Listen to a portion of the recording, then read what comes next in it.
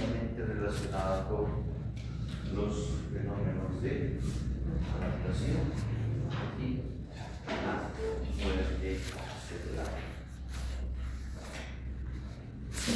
Porque las células de nuestro organismo tienen una capacidad de adaptación a diferentes estímulos o efectos nocivos. Porque ustedes saben que la célula, para muchas funciones vitales en el organismo, se encuentra en una situación de homeostasis.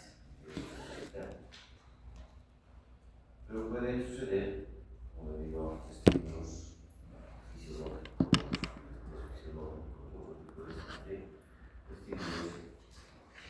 que pueden hacer que la célula tenga la capacidad de adaptarse a esos estímulos, como una, por ejemplo, un incremento en su función o como una disminución en su función.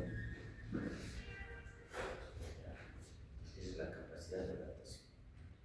Lo mismo pasa con nuestro organismo. Se tiene que adaptar al medio o al medio al que puede llegar. Por ejemplo, si ejemplos más representativos, si una persona vive en una ciudad a la altura del nivel del mar, la presión de oxígeno en la atmósfera es mayor, hay una mayor concentración de oxígeno. A diferencia de las ciudades de altura, una altura de los 2000, pero 3000 metros, por ejemplo, más, la presión, la concentración de oxígeno en el aire atmosférico es menor.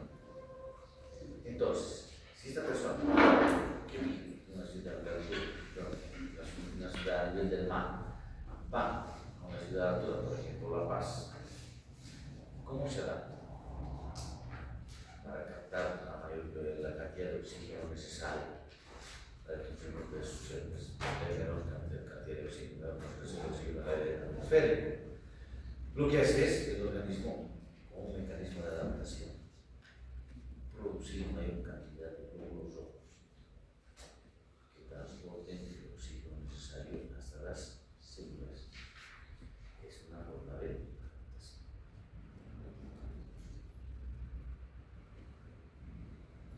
También es una forma de adaptación del organismo dentro de aquellas personas que viven en La Paz o Cuba. Si han visto ustedes, tienen una piel más oscura. Eso es por la cantidad de pigmento melánico a nivel de la piel, a nivel del tejido escamoso, en la capa basal. ¿Por qué? Porque necesita una protección contra los rayos ultravioletas, porque estas ciudades están, los habitantes de las ciudades tienen un riesgo mayor de sufrir daños por la radiación ultravioleta. Que están una altura por encima del mar, entonces el daño puede dar por la frecuencia de producir el daño, pues peor. Entonces tiene mayor cantidad de pigmento melánico como un mecanismo de protección. Pero cuando se vence esa capacidad de adaptación, sobreviene lo que es la lesión celular. Y esta lesión celular depende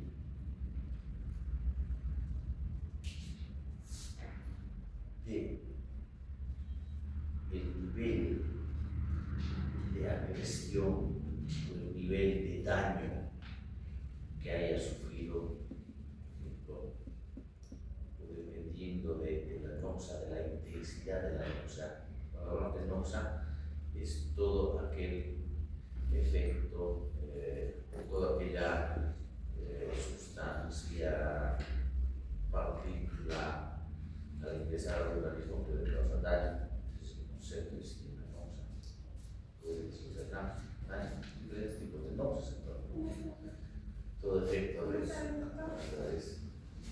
dependiendo de la intensidad de la acción de la luz o la intensidad del daño, estas lesiones celulares vamos a ver que se clasifican en lesiones celulares de tipo reversibles y las lesiones celulares de tipo irreversible. ¿Cuándo es una lesión reversible? Supongo en la reversibilidad. O sea, si nosotros controlamos, si nosotros suprimimos o eliminamos aquello que está causando daño a la célula, esa célula nuevamente vuelve a cumplir sus funciones vitales de manera normal. Pero si hablamos de una lesión de tipo irreversible, acá lamentablemente el daño ha sido tan severo o tan intenso a nivel de la célula que pese a que nosotros controlemos, retiremos o eliminemos lo que estaba causando daño en esa célula, lamentablemente termina con lo que es la muerte celular.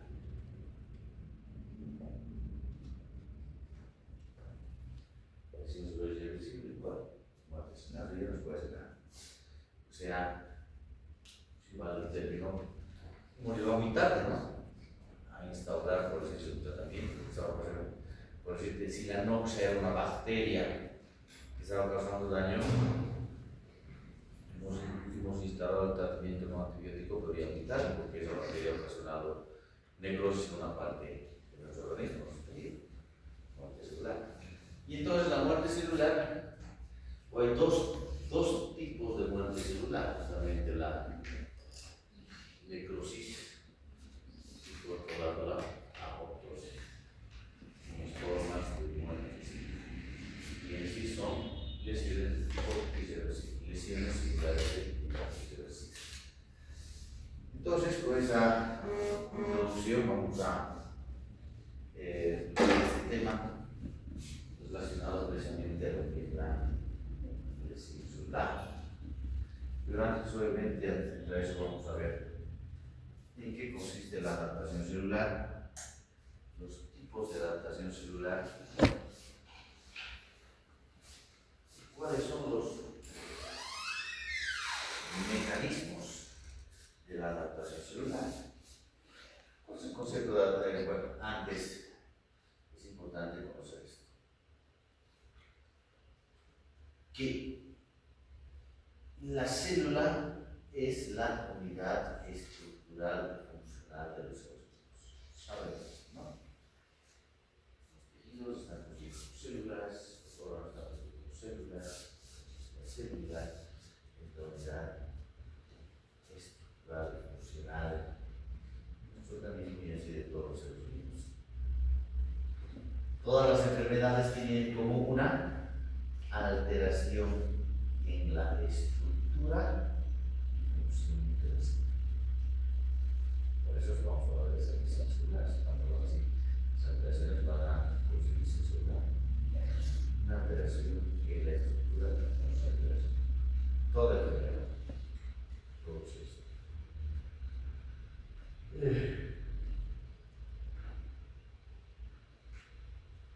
Entonces, concluyendo, entendemos que las células, o sea, como las células se dañan y la respuesta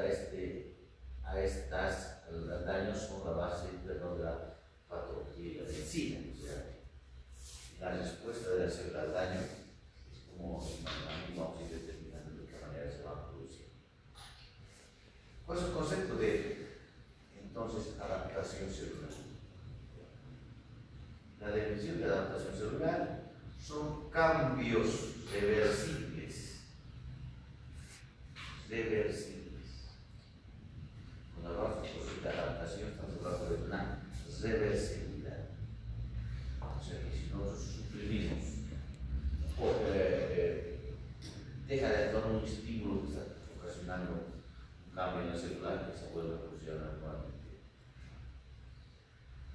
Entonces, son cambios reversibles en el número, tamaño, fenotipo, o sea, tipo de célula,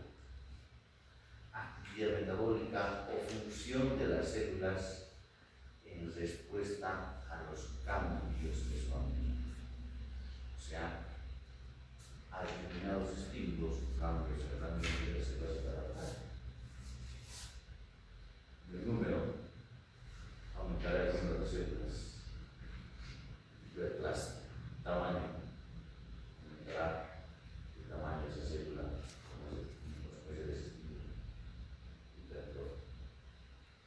Fenotipo, tipo de célula, vamos a hablar de las metaplasias, cambio de célula bacteriana, cambio de una célula más de otro tipo de célula, puede ser una forma de adaptación celular. Tenemos dos tipos de adaptación celular. Primero la adaptación fisiológica y tenemos la adaptación patológica. ¿En qué consiste la adaptación fisiológica? Representan respuestas de las células a estimulación normal con hormonas o mediadores químicos o al incremento del estrés mecánico. Adaptación fisiológica. Ya en el organismo normalmente pues tenemos hormonas, ¿no es cierto?, que van regulando el funcionamiento. Entonces estas hormonas, pues nuestros estímulos por hormonas pueden hacer que estas células puedan aumentar el número, puedan aumentar el tamaño. Puede hacer que en estas células se incremente la actividad metabólica o disminuya la actividad metabólica, o también el tipo de estrés mecánico, una estimulación mecánica. La adaptación patológica, acá son respuestas a ese estrés fisiológico que permite a la célula modular, cambiar su estructura y función para prevenir el daño.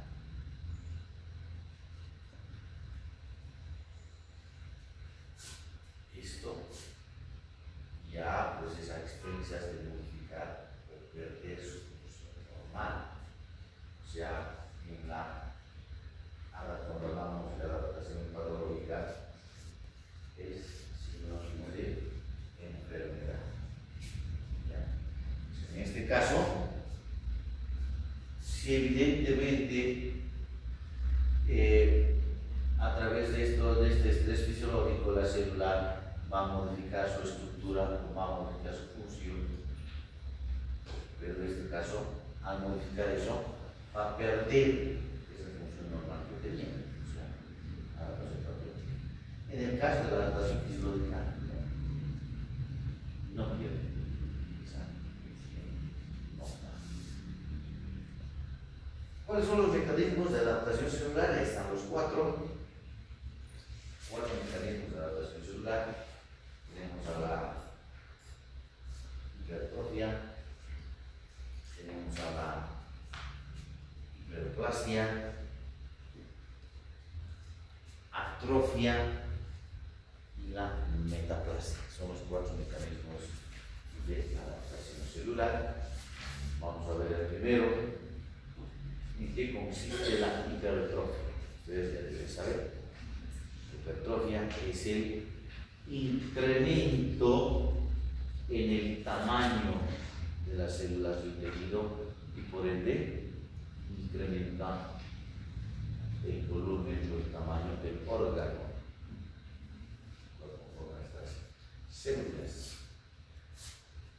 La hipertrofia se debe a una mayor producción de proteínas a nivel de la célula. Mayor producción de proteínas. Pero ¿qué pasa con aquellas personas que hacen fisiculturismo? Y tienen ciertos suplementos que permiten que hacen estos suplementos, hacen que esa masa muscular aumente más de volumen. Y esos suplementos, ¿por qué están integrados? Fundamentalmente, ¿por qué? Proteínas.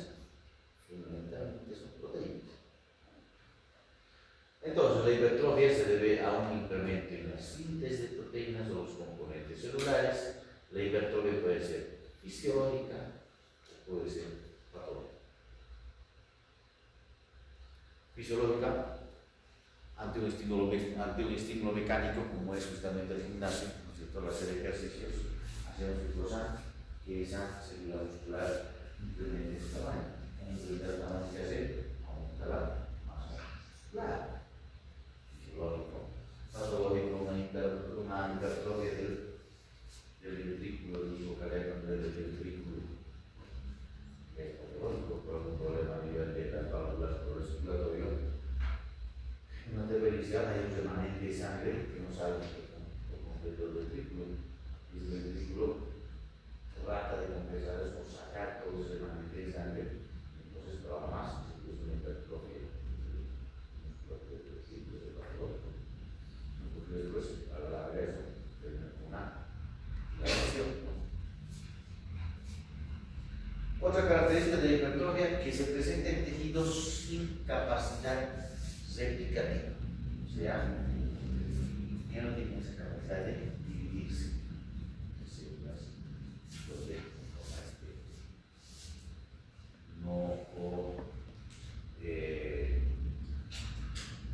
tiene muchas células madre, porque las células madres sabemos que es la célula madre potencial, ¿no?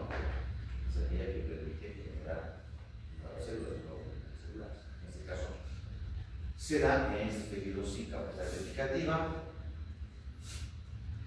y está causado por un aumento de la demanda funcional por estimulación hormonal. También vamos a ver que acá participa una importante regulación. Entonces, acá tenemos justamente un ejemplo de una hipertrofia. A ver, tinción. ¿Sí? ¿Por qué? A ver acá. El núcleo se tiñe de azul y el citoplasma de violeta mamá. Color rosado. Rosado. Dice de HE, pues dice. Y entonces, ¿cuál es el colorante que tiene el núcleo? Eosina. Hematoxilina. Hematoxilina de Harris. ¿Y el núcleo? ¿Qué es el citoplasma? Eosina. Pues HE. Hematoxilina y eosina, los colorantes básicos de esta tinción. El núcleo tiñe de color azul. La hematoxilina tiñe de color azul el núcleo. Claro que depende también de la calidad de tinción, pero vemos sí que hay un azul en los núcleos. Y el citoplasma se tiñe de un color rosado o violeta, como dice el compañero, que se conoce ya del nombre correcto como una eosinofilia. Listo, ya sabemos qué tinción es. ¿Qué tejido es? Bueno. ¿Qué tejido? Músculo. ¿Qué tipo de músculo? Músculo esquelético. ¿Por qué? Los núcleos están en posición periférica, ¿no? Todas las células deben ser núcleos. Corte de músculo esquelético longitudinal, transversal. Bien, estamos bien en histología en esta parte. Bien, esta es la parte histológica. Ahora veremos, pues, hay que conocer lo histológico normal para ver lo patológico. Estas serían unas células de músculo esquelético normales. Tendrían que tener esta configuración, no exacta, ¿no? Pero, y acá vemos otras ya células de músculo esquelético mucho más grandes. ¿No? Esta es una célula, esta. Acá estamos justamente frente a una hipertrofia. Por eso te dice que las células aumentan el tamaño. Diferentes estímulos mecánicos, hormonales. Entonces, en este caso, una hipertrofia es una persona que está empezando a gimnasia. Hiperplasia. En este caso, sabemos que es el incremento en el número de células del tejido. Si incrementa el número de células es porque hay una proliferación, ¿no? En esos elementos celulares. Y también, en este caso de la hiperplasia, al aumentar el número de células, aumenta el volumen. del órgano o del tejido que se está produciendo la. Pero en este caso es por aumento del número de células. No se vaya a confundir. Puede ser también fisiológica, puede ser patológica, ahora vamos a ver ejemplos de hiperplasia fisiológica patológica. En este caso ocurre en estos tejidos con capacidad replicativa. ¿Qué quiere decir? En aquellos tejidos que tienen esa capacidad de dividirse, de división. Entonces, fundamentalmente vamos a hablar de hiperplasia de los epitelios.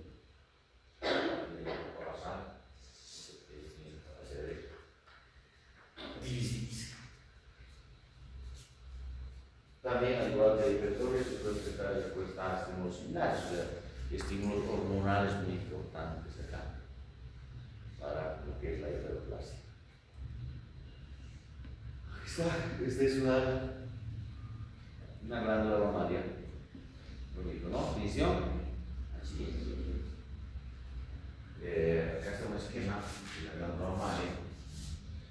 Toda esa parte funcional de la glándula mamaria, acá estamos asinos de la glándula mamaria, donde se produce la leche, y esta leche que es transportada a través de los conductos caratógenos. Eso es normal. Estos son cortes normales. Esta es una mama de una niña. Entonces, una mama no funcional. Todavía no hay estímulo normal. Entonces, si ustedes ven, este es el corte de la parte más superficial, o sea, acá tenemos un corte de esta zona, que son los conductos galácticos. Si ven ustedes, la mayor cantidad en esta etapa de la glándula mamaria es más un componente estomal.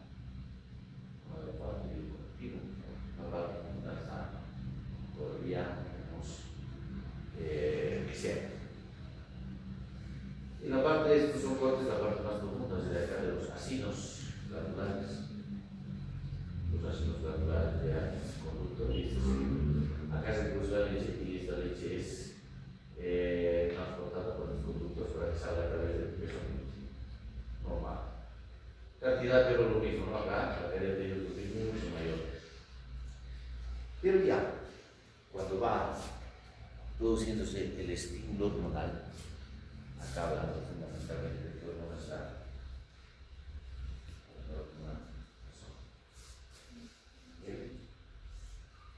los estrógenos, ¿no? Los ¿Prolactina quizá también? ¿Ah? ¿Prolactina? No, es otro tipo de hormona. No te hace proliferar acá, además es para la estimulación, para la secreción de la leche. Entonces, en este caso, todavía no es una mama funcional, pero nos vamos a esta mama, que es una mujer ya adulta, donde el estímulo estrogénico de HT se incremente la parte funcional de la glándula, se incrementen los asinos glandulares, que son estos, y vean cómo acá se produce la leche y esa leche va a ser transportada por estos que son los conductos galácticos hasta eso. Pero quiero solo que vean cómo se incrementa la cantidad de la parte funcional, pero es fácil en relación a esto.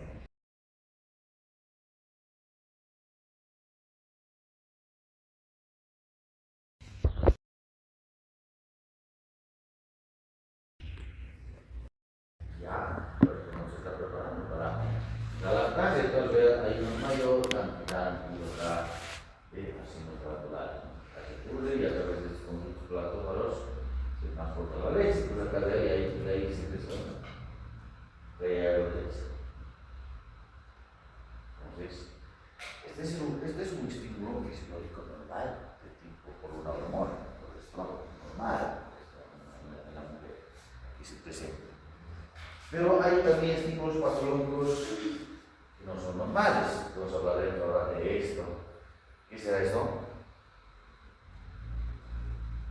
¿Qué debe hacer?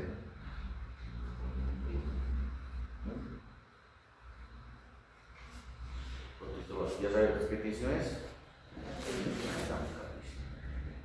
Y el corte histológico también. Signo de la tecla del piano. ¿Sabes cómo te digo ese tiempo, no? Nada de militar, sino que veo que antes de acá. Es un cortisol de endometrio. El endometrio.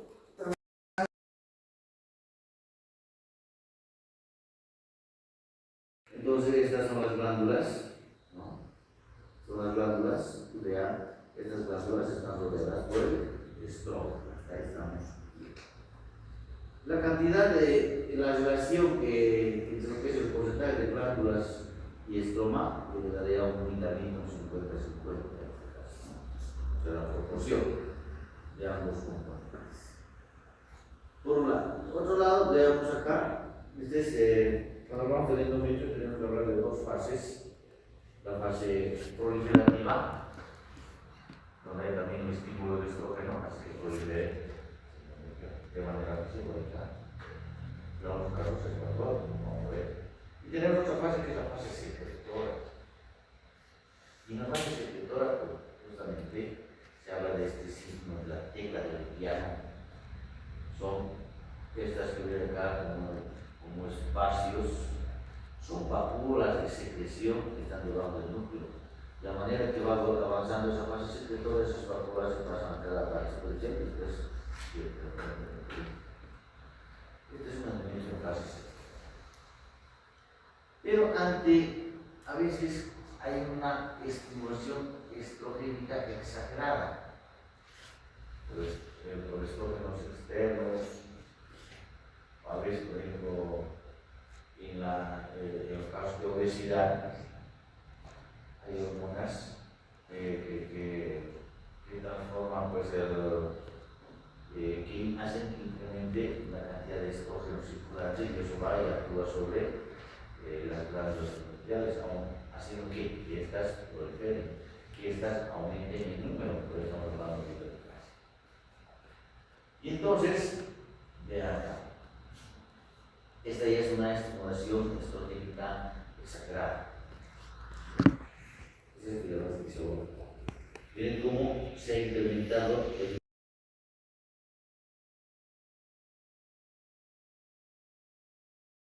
y esto ya no es normal, esto ya es una hiperplasia.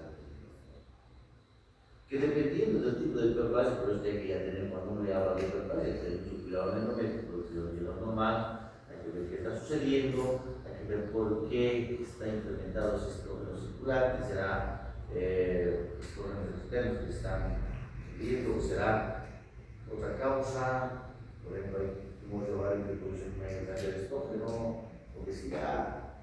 La idea es que cuando ya se habla de hiperplasia hay que tener cuidado, porque una de las hiperplasias que se denomina atípica, que precisamente fiesta, pues puede evolucionar hacia cáncer, estamos a un paso de que se resuelva el cáncer. Entonces, mucho cuidado, pues hiperplasia, prácticamente aquí usted ya no ve nada, no hay nada de estómago, todos son glándulas, pues es para por un estímulo hormonal, en este caso estrógeno, exagerado, que es la atrofia.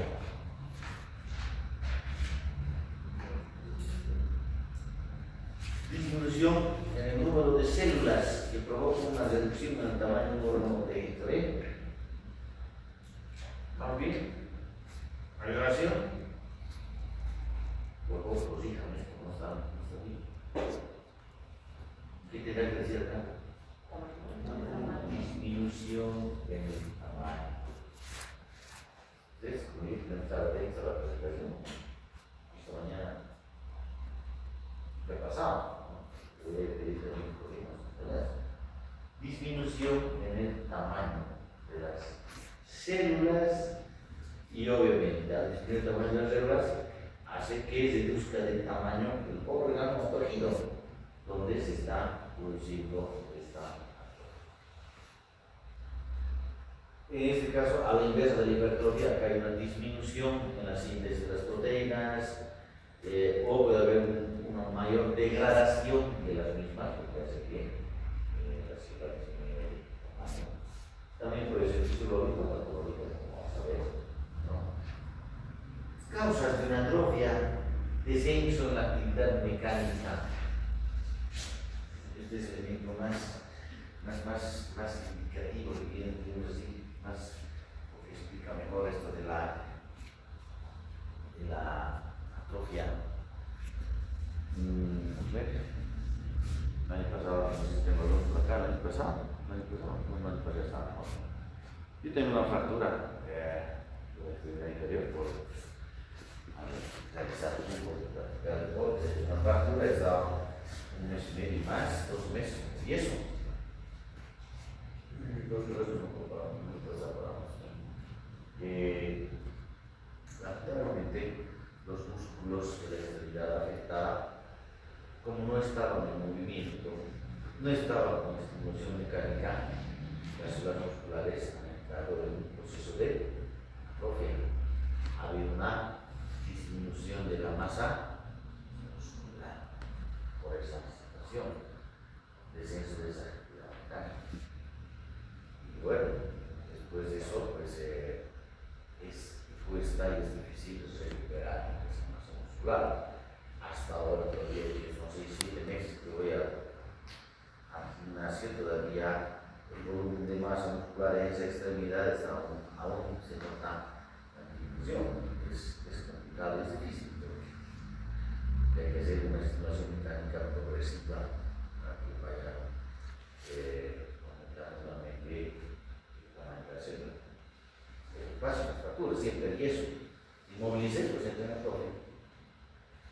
Isquemia progresiva, la sangre, que es la que lleva pues, los nutrientes, especialmente el oxígeno, a las células para cumplir sus funciones.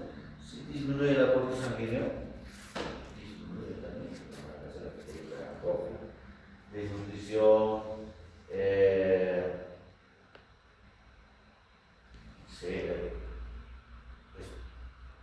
este estaba bien, la respiración estaba bien, pero a manera que voy utilizando el gas, aquí ya dice reducción del estímulo hormonal. Eso pasa, pero se dan cuenta de eso, va cambiando las palabras. Bueno, también tenemos una reducción de la estimulación hormonal. El endometrio, lo mismo. El endometrio, en la etapa de la mujer antes de la menopausia, la estimulación estrogénica lo bien, en la fase proliferativa, el estrógeno para que prolifere ese endometrio de manera normal, también de manera fisiológica, es fisiológico que después de la menopausia, ¿qué pasa? La estimulación hormonal disminuye la actividad de la acción del estrógeno, entonces el endometrio puede atrofiarse. En vez de haber un volumen de glándulas normales, hay una disminución en el volumen de estas glándulas. Eso puede ser fisiológico, pero eso también puede ser patológico. Entonces acá está realmente es una masa muscular normal. Pero si no tenemos un estímulo mecánico necesario, pues esa masa muscular va bajando y estamos entrando en una etapa de la atrofia. Lo mismo acá, atrofia cerebral con isquemia progresiva. ¿Verdad?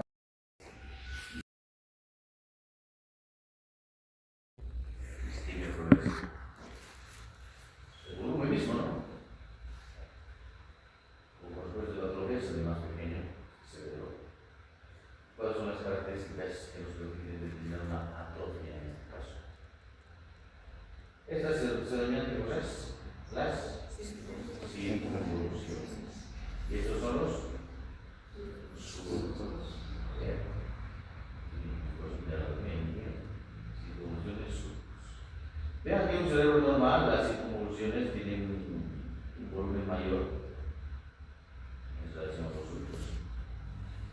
Pero en el caso de la atrofia, como vamos a ver el tamaño de la célula, vean que los surcos son mayores en relación a las circunvoluciones, se ven más espacio.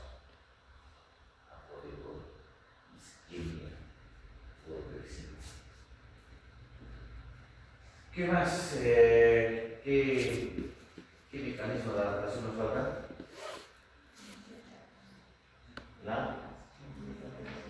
la metaplasia. Primero por esta imagen ya no va a dar más tiempo. Me recuerdo para la otra clase ya. Maple. Más van a preparar por favor para que no nos salgamos del contexto. Pero acá está otro ejemplo de una atrofia o debido a una atrofia fisiológica.